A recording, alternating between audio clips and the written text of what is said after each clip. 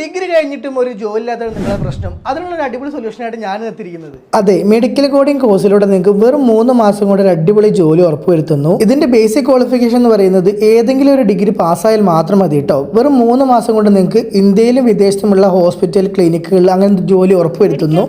പേഷ്യൻസിൻ്റെ medical റെക്കോർഡ്സിനെ alpha numeric കോഡ്സിലേക്ക് convert ചെയ്യുന്നതാണ് medical coding. South Indian തന്നെ first APC approved ഇൻസ്റ്റിറ്റ്യൂട്ടാണ് cardia.